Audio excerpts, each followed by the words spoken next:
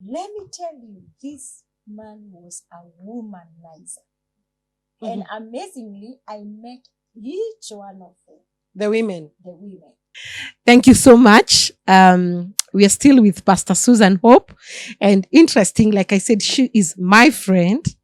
And whatever we are discussing, I'm feeling like this is very live because I've been involved in her life, even for that wedding that lasted for 1 year, even before she entered into her marriage. I was involved. And Susan, we've really discussed a lot. We looked at the red flag. Now, tell me, you have refused to cancel the wedding because of the people. You don't want to disappoint your clergy, people. Now, the wedding, did the wedding happen? Definitely the wedding happened, but it had so many challenges During the wedding.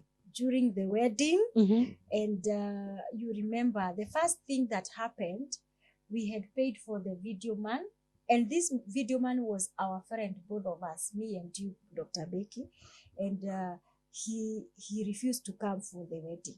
So you can imagine. Can you imagine the video man refusing to come for the wedding, and he was a friend? Actually, I know he will watch this. He will watch this. He's our friend, actually. So the guy who was told to wait for him, you were to pick him as you were coming with the young ones, and so he refused to turn up, and he did say, and he had paid the down payment. And so here we are waiting for the video man. And when I realized that, I started crying. I cried throughout the wedding. I don't know even what I think you can also talk about the crown. The crown. It broke, by the way. What happened when I was being put the crown, because it broke. So I remember it is Becky who gave me a crown. I don't know where I got it. Yeah, she got her a crown, and it was very different from the wedding dress that I had. And because I was meant to wear silver crown, but now this one is gold. And now we had to look for shoes to match the crown. So that was the first thing that happened. In the morning, there were so many things that were happening. I don't know, the parents, they were coming on because those days is long time. So those days the highway was not yet done, the super highway. And so they used the wrong route, whereby they got a very bad traffic jam. And everybody else arrived is apart from the parents, and the parents, I cannot leave my home before the parents. So that was a major thing that made our wedding to be very late. We were arriving in the afternoon. So you can imagine. It was so sad, very sad. Then we are in church. Then we go to the reception. I think that's where the drama was. Yeah. So Becky, now you are reminding me. I had even forgotten. I hope you have healed. I don't want to cry in my show. So I have a brother-in-law who works with big hotels, and so he had asked us, me and you remember, he had asked us if we were planning for where we are planning for honeymoon, so that he can offer. But the guy said he has a place. He has prepared for a place. Oh my God. For honeymoon, right? For honeymoon. So me, I was set. I knew, and we knew it was a surprise. So after the wedding, we are here with Becky. She's my best mate. And we are stranded on the field. No, the guy, let me make it clear. So we have finished the wedding. We are waiting to go to take the couple with also other friends to the honeymoon. But the guy disappeared. Yeah, he went he went to his boys. His boys and friends. Yeah, and I'm here asking, where am I taking you for honeymoon? Me, I don't know. A bride is supposed to be a surprise. So me, because I was told it's a surprise, Becky is asking me, where are we going? Because I'm tired, I need to change. Now we change for the dinner, and we don't know where we are going. The guy disappeared for like an hour. Yeah. An hour. It was even drizzling. We are there out. We don't know what to do. And these hired vehicles for the wedding, they go back at 6. So at 6 they want to go back, and they wanted us to leave us in the hotel as they leave. But we just released the vehicle. I'm there, the bride is there outside being rained on, and the guy has disappeared. Then he came back. We are asking. He's telling us, wait a minute, Becky told me here, and he organized. So Becky organized with my everything, friends, and we, and they know themselves, and we dropped. Let's say Yeah. it was messy. it was messy. It was messy. It was Now, messy. Susan, now here we are after a messy wedding. Now you start settling. How? And you said your marriage only lasted for 1 year. How was that 1 year? Actually, even before we go there, the same time of the week of the wedding, after we went to that place, we went to The honeymoon. before we went for the honeymoon, we went for the hotel. You remember? And then after And that, then in the morning, they came to my house. yeah, People who wedded yesterday. yeah, we came to the On a house. Sunday morning, Because I get a knock, Yeah. and I'm like, I'm seeing the couples. What are you Yeah. guys doing? So What so happened that night? that night, you see, for me, that one I won't talk about. Don't talk about No, it. not today, but I'll talk about it next time. And But- don't tell us that you fought on that night. Anyway, let's move on. Anyway, so we came to Becky's place. We stayed there until evening. Then, because he didn't want us, because I was suggesting, actually the tension was, I wanted us to go to the house that we are supposed to be living before we go for honeymoon. But for him, he was insisting we are living here and going for honeymoon. So I had to go look for Becky. And then we agreed, then we go for honeymoon. But after honeymoon, when we came home, where I thought, because he had lied where we would be living, when I went there, it was not where he had said. And for me, I couldn't have gone before because I was busy. You remember that time, the time we were submitting our assignments and all that. So I realized I don't even have a home. So there was no house. There was no house. So we are here. I stayed for that whole 1 year. I stayed with the mother. Then we got another funny house there that we were living. And it was so hectic for me even to come from all the way to school, and everything was a mess. Because So you're we could telling not me- even cook in our place. So you went to stay with his mother His mother, because he has a house, yes, and there was no house. there was A whole big you yes, living in the same house. in the same house for some time. Uh-huh. Then we got our place. Mhm. Actually, is the family that did that. Oh, yeah, We what do you went want to hire? hawa wataishi huku. But actually there was no difference because we were eating in the mother's place. Even our by the time I left that home, we were still eating at their mother's place. So you never cooked for I your never husband. cooked. I never opened my Wedding gifts, gifts. my wedding gifts. I left them with those wedding wrappers. So how was that 1 year before we start laughing? So that 1 year was, Becky, I know you know.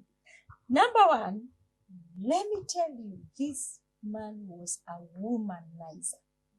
And amazingly, I met each one of them, The women. the women.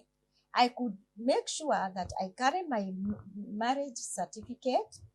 I show them the photos. And we meet in a hotel. I just come. If it's Becky, I tell you, Becky, kindly, I'm a pastor. And do you know so-and-so is married? And the girl is shocked. Who is married? And then I show them my photos. I show them the marriage certificate, and everybody is shocked. And I met several of them. I know some maybe we watch because some are also they became my friends. And anyway, there were too many. If I start saying one by one here, but one major thing that happened, one particular time at school, I went to see the secretary, and the secretary is telling me, "Oh, nice. So your husband knows my friend." And I'm like, "How?" He said, "I saw some photos they were taking." And do you know when these photos were taken? One time I was supposed to go for a mission, and I had asked him for a car to take me to the mission, and he refused. He told me, no, we are going he was working with they were taking relief food for the midday in Samburu. So me, I'm like, okay, fine. So he gave me money, and we went with my friends to where we were going for the mission. But amazingly, where he was going, it was a very different direction from where we were going. You remember he was going to Samburu, but he had gone like one day before. The second day is when we are meeting with him in Karatina, and I'm like, Samburu and Karatina. Where is Samburu and where is Karatina? And you had even called me telling me, we decided we went with the convoy. We had a convoy and our vehicle has broken. But that night, he never knew that when he called me, God had always made sure that I have known what my husband was doing. Do you know, he left his phone on. So I could hear girls talking, oh, nyinyi mnaenda huku, wengine mnaenda huku, like these ones are going this way, these ones are going this way, and it's like he's going with a lady, and I was so confused because remember, I am married, and here is my husband. I have known he's cheating on me, and I have met some of these girls, and this time he has also done it again. And when he comes, he could repent. He was so remorseful. We used to be in the pastor's office, like every time pastor was fasting for us, but it didn't work. But finally, I happened now to it went escalating. I know Becky has been speaking about the cycle of abuse, because as much as I was forgiving him, he was making it higher. He was going a note higher. So he was graduating from one abuse to the other. Because every time I could forgive him, he could be nice for like 2 weeks and then come back to the same behavior. And I remember this particular time, I was in school. Okay, I was supposed to do the exam. And because I was living very far from school, we decided I will stay in school, and there was that opportunity to be paid a hostel for me to remain there for a week as I do my exams. So on that Sunday, I remember he dropped me in a crusade. We had a crusade. Then after the crusade, he picked me to take me to school. He dropped me in school and left. Then that was on a Sunday night. On Monday, Tuesday, then on Wednesday, I had an exam on Monday and Tuesday. On Wednesday, I realized I don't have an exam on that. My exam is on Thursday evening. So I decided, as a good woman, what am I doing in school? Let me go home and come back on Thursday, because the exam is at night. It's in the evening. So I went home. And when I went home, oh God, that was the shock of the year. I just opened the door, and because where we were living, it was directly it was showing direct to the bathroom. I saw some new clothes, woman clothes, and I'm like, is this the sister who came to visit, or who has come and showered and left their clothes? Then I went to my wardrobe. I found out that my clothes were moved to a corner, and some other clothes were hanged. The wedding photo was still on the wall, and I came to realize through a friend who was there that night when that lady was picked, that even that man could tell them that, can't you see Pastor Nawaona, Pastor from the photo now, because of the things they were doing in the house. So that girl had stayed there on Sunday, Monday, and Tuesday, and it's like she had come to stay, because I could see very, very like few clothes, few shoes, some girlish things in the house. And here we are. I have come. I don't know what to do. I decided to call the mother, and the mother came, and we sat there. We decided, now let's wait for them, because they were going to work and they were coming back. This lady is the one who came first, alone, and she came and found us. We were several of us, even the father had come at that point. And then we waited now with the lady, we waited for the man. So what will the lady say? The lady was actually, she stood there on the door as a statue because she had no words. You know, you have come, she can see the photo and relate, maybe I'm the wife. And I don't know, but he had been told many, many lies, Becky, you remember? And all those lies, she had believed them. And so that's why she opted to stay in my house. And you know, I had not gone. And let me tell you, people, when somebody is abusing you, don't think they will even do you the way people say, alikuwa ananifanya madharau. Hapana, my ex could not do me anything wrong. Even that time, he is calling me, talking to me nicely, but he never knew that I would get them. So when I got them, that when we asked him, now tell us what you want us to do. Then he decided to be on my side and to be against the girl, and he chased the girl, and the girl went, and that was it. Again, as usual, he said he wants to repent again. We went to the pastor, we were prayed for again, we were cancelled, and then we came back together. Then another time, like maybe after a month, he went back to another situation that I will share how now I left the marriage. Okay. Guys, you see, we always talk about cycle of abuse. Susan started her abuse the first day, actually before even they settled together. So it's upon you. Don't settle on the word I love you. Look at red flags. Be smart enough to think twice. Don't think about people. We are coming back.